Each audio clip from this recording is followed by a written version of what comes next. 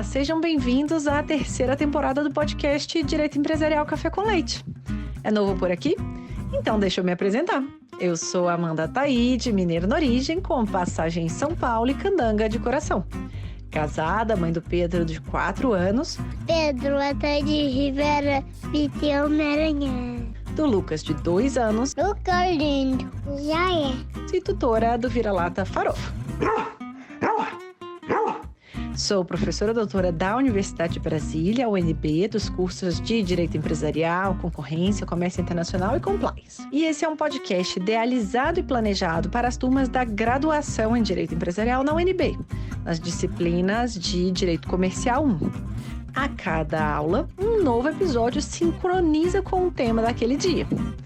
Mas o podcast não se restringe mais aos meus alunos, pois todos os ouvintes, em quaisquer lugares do Brasil e do mundo, e em qualquer posição profissional que ocupem, poderão ter, com o nosso podcast, uma biblioteca virtual, em áudio gratuita, dos principais livros, capítulos ou trechos de livros, artigos acadêmicos essenciais para a compreensão do direito empresarial no Brasil. Eu estou muito animada para tomar a próxima xícara de café com leite com vocês. Bora comigo?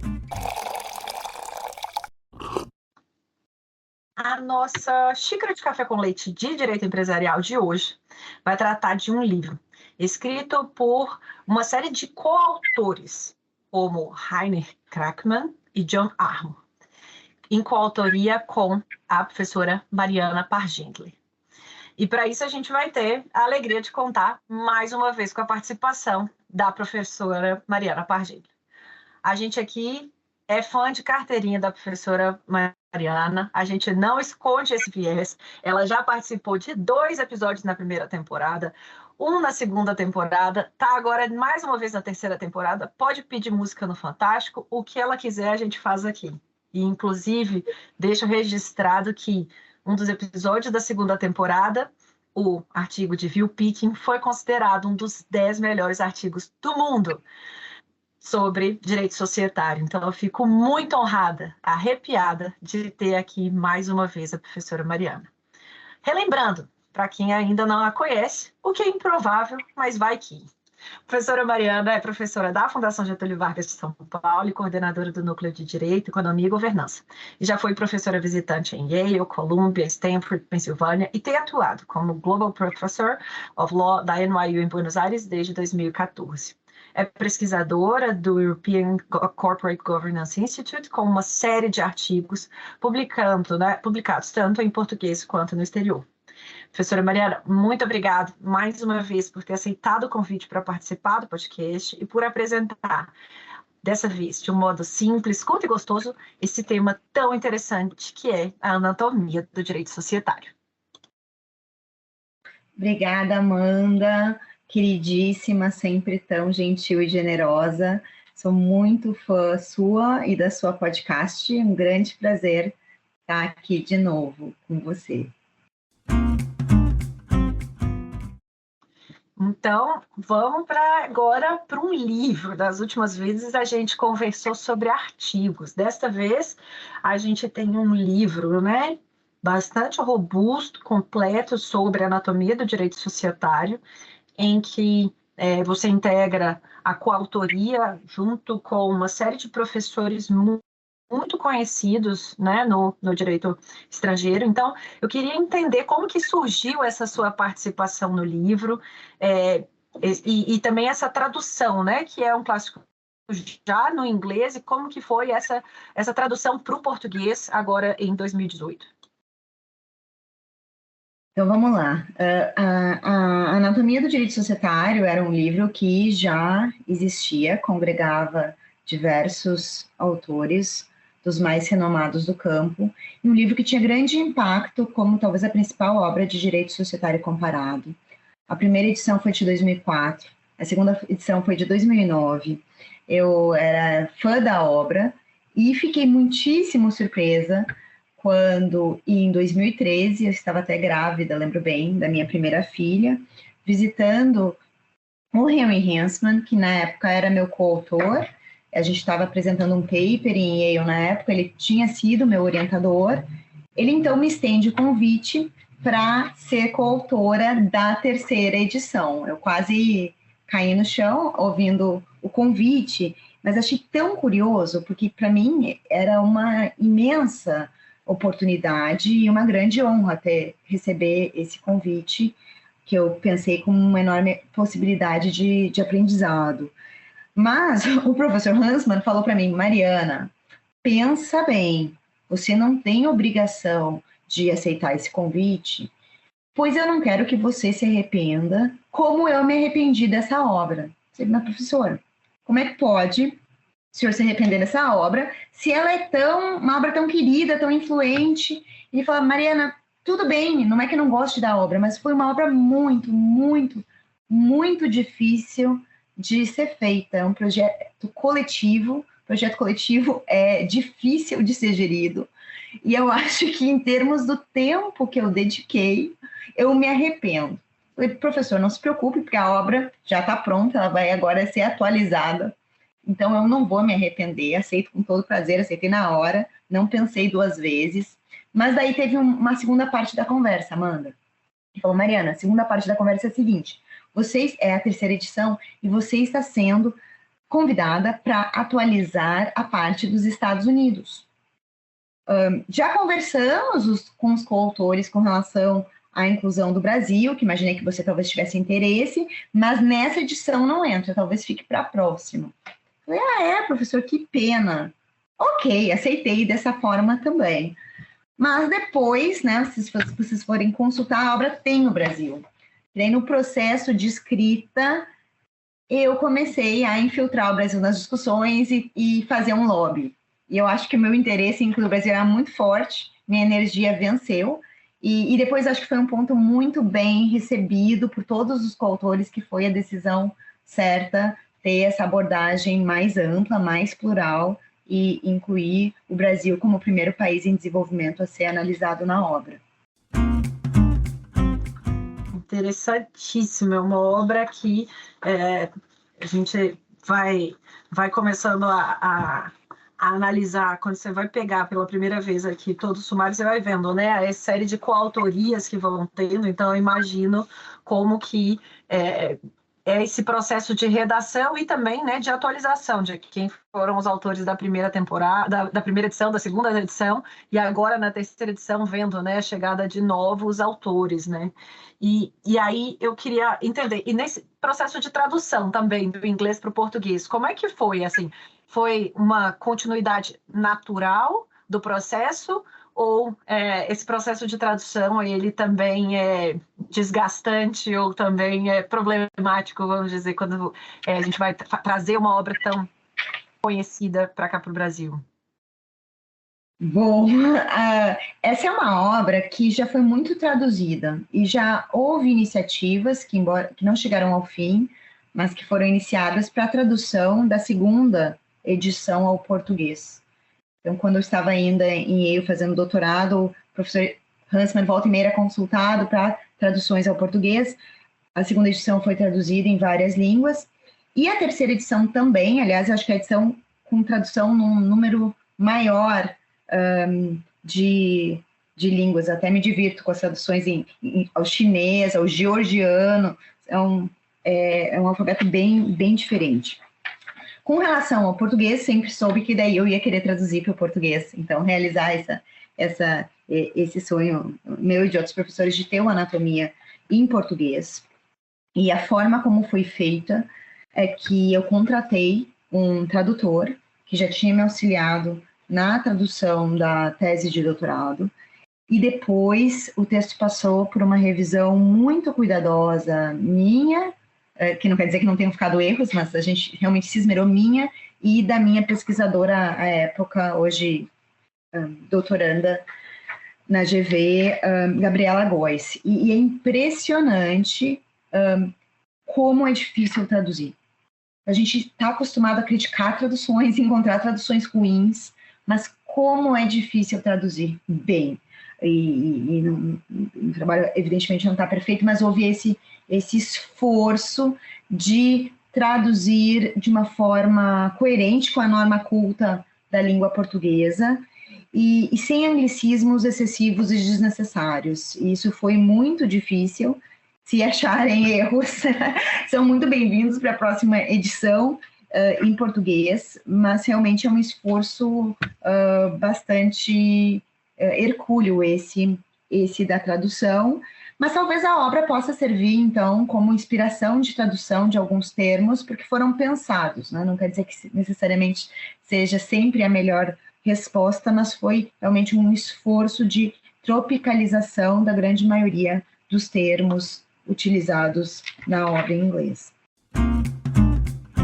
Eu fiz essa pergunta até em continuidade à nossa conversa no último episódio, em que eu perguntei sobre escrever em português. Eu acho que aquela sua resposta para mim foi muito marcante. A partir de então eu já comecei a tentar escrever mais em inglês, estou aí nesse processo de justamente começar a pensar em como contribuir com as discussões, não apenas, né, aqui em português, que é a nossa língua que a gente fica naturalmente mais confortável, mas também começar a correr esses riscos, né, de escrever e publicar no inglês e o contrário, né, o caminho de volta do inglês para o português também não é fácil.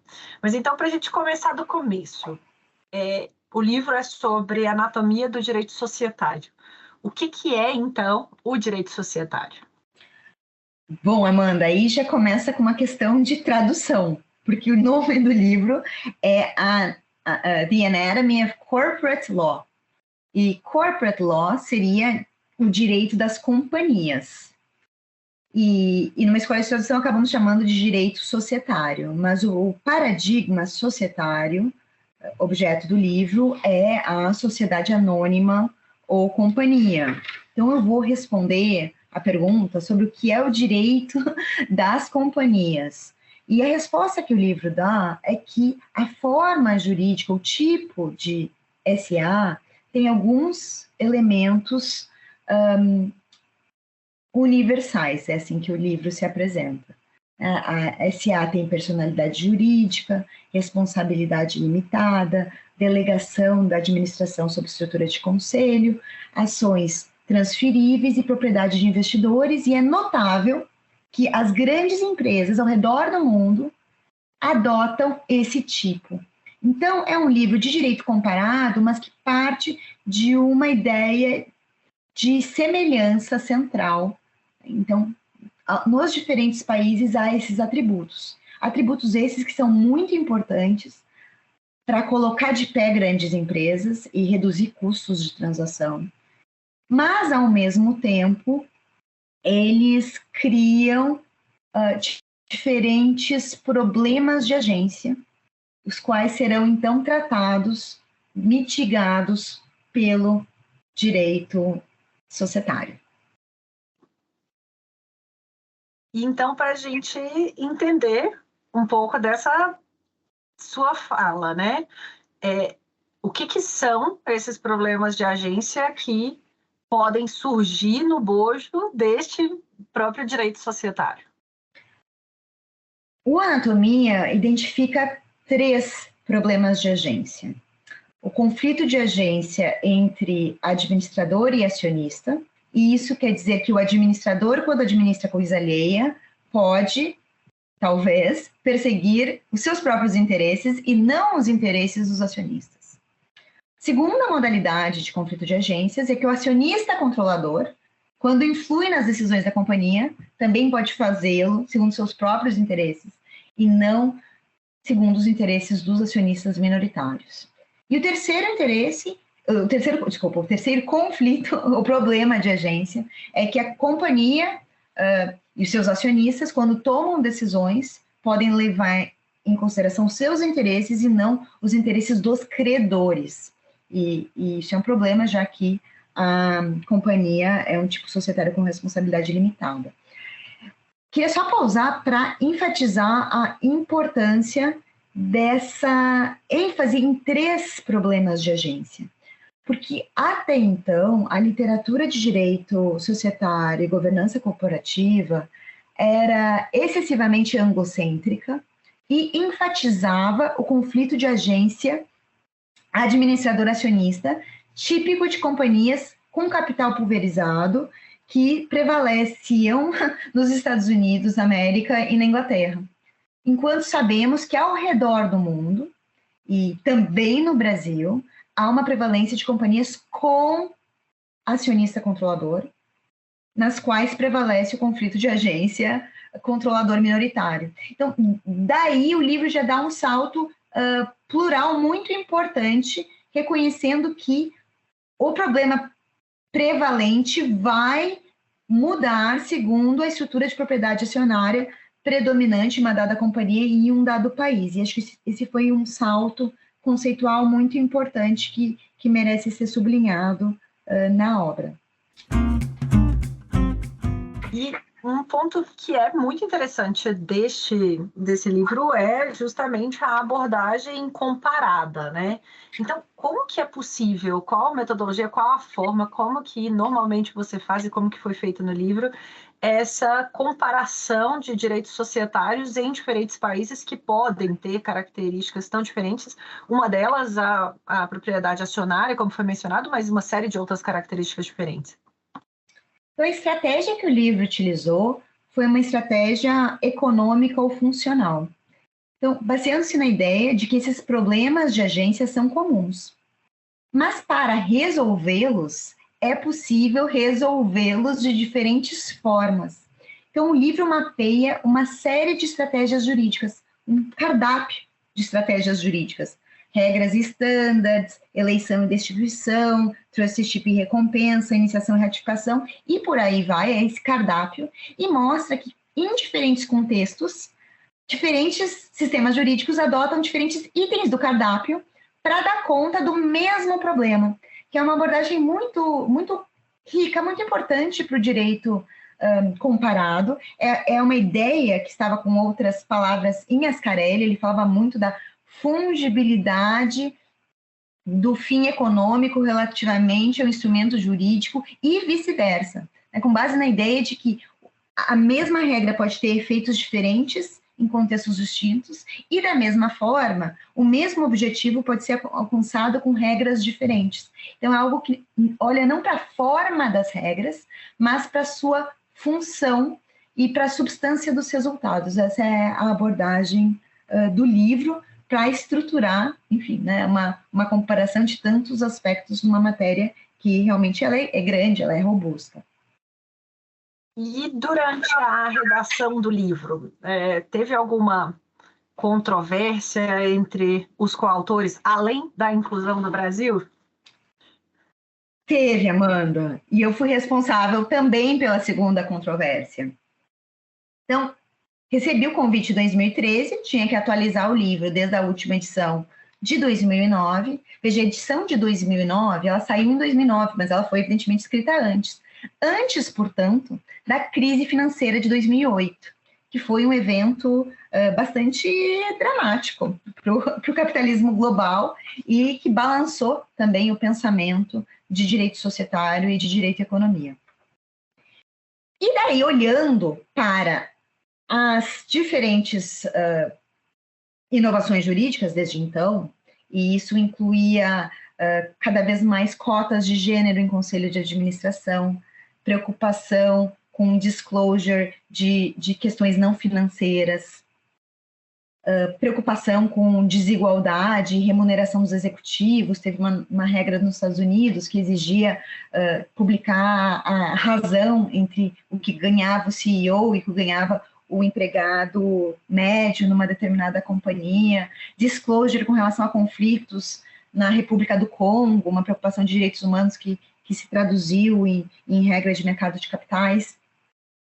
Olhando tudo o que estava acontecendo, bom, sem dúvida, a própria ideia do risco sistêmico, em que medida a governança corporativa poderia servir para mitigar risco sistêmico, me ocorreu que o direito societário estava sendo chamado a fazer coisas outras, que não dá conta daqueles 3 problemas de agência. Ele estava sendo chamado a dar conta de externalidades e problemas sociais mais amplos. Interesses de não acionistas e não credores, e até mesmo não empregados, né, que seriam a análise do anatomia do direito societário era relativa aos acionistas e essas outras contrapartes contratuais. E daí eu sugeri, olha, a gente precisa de um novo capítulo, né? Direito societário e partes externas. E isso foi muito controverso, né? Foi, assim, difícil saber como é que era controverso, porque acho que a atualização clamava por essa abordagem. Mas ela era uma abordagem diferente. E eu lembro em determinado momento, o próprio Henry Huntsman, que me convidou, a gente estava já no segundo workshop de discussão do livro, ele falou que a abordagem era cancerosa. Veja, eu pensei, gente, foi controverso, não consegui emplacar o capítulo, mas emplaquei uma parte de um capítulo. E o ângulo, que aparece também na introdução, essa ideia de que, para além dos 3 conflitos de agência, tem esse papel do direito societário mais amplo. E acho que isso foi um passo muito importante, porque eu acho que se era controverso, o que eu acho interessante é que isso era super controverso, não só em 2013, quando começou a conversa, mas eu acho até em 2016, quando aconteceu esse workshop. E hoje em dia é a nossa vida, no mínimo, falar de ESG, empresas de direitos humanos, e virou muito central, né? Para essa palavra em inglês, virou mainstream, né? Agora não é algo nem de ponta, heterodoxo, mas é o dia a dia, mudança climática. Acho que foi uma abordagem, enfim, que já estava acontecendo, mas acho que houve uma certa um certo retardo até mesmo da academia para reconhecer e abraçar. Mas tá lá, né? Tá lá. Não foi um capítulo inteiro como eu queria, mas apareceu, e o que impressiona é que tenha sido controvertido, algo que hoje está bem mais, eu não digo que não, sempre houve controvérsias, mas hoje está bem mais consolidado. E então, para a 4ª edição, já podemos esperar uma nova briga com a inclusão de um capítulo inteiro, quem sabe, a respeito do tema. Isso me lembra, inclusive, um episódio que a gente teve com o professor Calixto Salomão comentando o livro dele, a nova edição do Novo Direito Societário dele, em que ele inseriu, né, capítulos justamente visando a tratar da eficácia e da sustentabilidade. Então, ele coloca este ponto também nessa nova edição do livro, que foi publicada aí em 2019, que a gente ouviu na 2ª temporada. E então, caminhando um pouquinho já para o final aqui da nossa conversa, uma pergunta nova aqui da nossa temporada, eu queria ver se, professora Mariana, você poderia compartilhar com a gente alguma coisa que era muito desejada, não aconteceu ou não aconteceu conforme desejado, e como que esse fato, né, acabou moldando a sua vida, e como que ele poderia servir de alento e inspiração aí para os nossos ouvintes que queiram trabalhar com o direito empresarial no Brasil. Bom, uma revelação, Amanda. Bom, primeiro que a Amanda perguntou sobre tropeços ou percalços. E acho que algo importante de dizer, que eu até fiquei paralisada, porque são tantos tropeços, tantos percalços, que, né, você tem que até fazer uma seleção. Eu acho que isso é muito importante as pessoas saberem, porque nos currículos são as vitórias, as coisas que deram certo. Mas por detrás de cada coisa que deu certo, tem um número enorme de coisas que não deram errado. Agora, eu criei esse chavão. O currículo é que nem Instagram, né? É uma parte da história, mas tem uma outra. E isso é bom. Eu me dedico muito às publicações, né? E daí você consegue um aceite aparece no currículo. Mas você não imagina a quantidade de rejeições que tem por detrás de cada uma das linhas do currículo. Isso é algo realmente impressionante. Então, realmente, selecionei um percalço, mas um que me marcou bastante. Que eu até consegui o que eu queria, só que eu não consegui me adaptar no que eu achava que eu queria. E eu acho que isso é importante também, essa ideia de a gente se conhecer. Então, eu imaginava que eu ia ser uma advogada societarista. E bastante jovem, eu terminei o LLM e fui trabalhar num escritório em Nova York, que era uma posição super bacana, fiquei muito feliz, mas eu tive grande dificuldade de adaptação. Achei muito difícil me adaptar, porque não podia dormir, quer dizer, não podia dormir, né? Podia dormir quando não tivesse trabalho a ser feito, o mercado estava aquecedíssimo, então era um ritmo de trabalho muito, muito intenso, e eu preciso dormir. Então, para as pessoas aí não precisam dormir, então vocês não estão sozinhas, algumas, né, precisam dormir, eu preciso dormir. Achava muito difícil. Achava difícil também o tipo de atividade que era diferente, talvez, e isso foi importante para me conhecer, né? Eu sentia muita falta de ler, de escrever, e muitas vezes eu não gostava do que eu fazia. E para mim isso foi muito. E daí havia aquela tensão, porque eu tinha um bom contra-cheque. E daí eu ficava nessa tensão, gente, mas o que vai ser de mim, né? Porque eu estou nessa excelente posição, mas eu não estou realizada. Que difícil, né? E daí eu me convenci que eu queria a carreira acadêmica, que é uma carreira muito difícil de a gente começar, porque daí fica assim, será que um dia eu vou ser contratada? Onde? Como vai ser? Mas enfim, né? Eu fiz o salto, né? De sair dessa posição para o doutorado em tempo integral, fazendo essa aposta na vida acadêmica, que é muito, muito insegura, né, nos seus estágios iniciais, muito difícil, muito solitária, mas realmente eu gostava demais, né? Era onde meus olhos brilhavam, e já vi isso de agora, enfim, né, os alunos cada vez mais crescendo, e acho que é importante saber também isso, né? Quando o emprego dos sonhos não é o emprego dos sonhos, e se permitir, né, ir atrás do trabalho que você entenda que é a sua vocação, né? Que é brilho nos olhos, que é um chamado, que é mais do que um contra-cheque. Então, para mim foi assim, agora olhando para trás é bonito, na época foi muito doloroso. Foi muito doloroso, foi muito difícil esse período de reconhecer que não era por ali, de trocar de rumo. E eu considero que sim, foi um percalço, porque não era o meu plano, né? O meu plano não saiu como eu tinha desenhado, mas eu acho que daí é ter flexibilidade para mudar o rumo e ir atrás, enfim, né, de um trabalho que não só pague as contas, mas que também dê essa sensação de satisfação e contribuição com o bem comum. Segundo a gente entenda, né, porque cada pessoa contribui de uma forma diferente. Tenho vários colegas extremamente realizados, né, no mesmíssimo lugar. Admiro muito as pessoas com quem eu trabalhei, mas saber se encontrar, eu acho que é algo muito, muito importante. Muitíssimo obrigada, interessantíssimo ver isso, né? Esse processo de evolução acadêmica e profissional certamente é uma evolução do nosso autoconhecimento. Eu sempre falo também que para cada vitória que a gente tem umas 10 derrotas, assim, que só quem está muito próximo que sabe, né? E eu vi recentemente um videozinho que fala que o resumo da vida adulta é praticamente a gente colocar um lençol com elástico na cama, né? Puxa de um lado, solta o outro, vai colocar na parte de cima, solta do outro lado. Esse é um resumo da vida adulta, né? A gente sempre fazendo escolhas ali, adaptações, né, na nossa trajetória.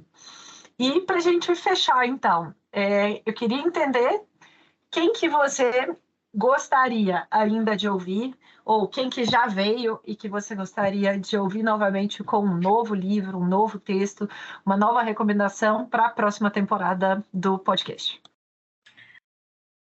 Amanda, me permitiria fazer recomendação dos meus 2 novos colegas na Fundação Getúlio Vargas, Rodrigo Fialho Borges, que fez um doutorado excepcional na área de concorrencial, e a Sara Morgana Marinho, que também fez um doutorado incrível na área de internacionalização das empresas brasileiras, incluindo empresas estatais e empresas privadas. Acho que tem essa nova geração com trabalhos recentes, mas com muito fôlego para serem discutidos. Na linha dos clássicos, eu sou muito fã do Ascarelli. Acho que sempre tem mais obras do Ascarelli a serem comentadas.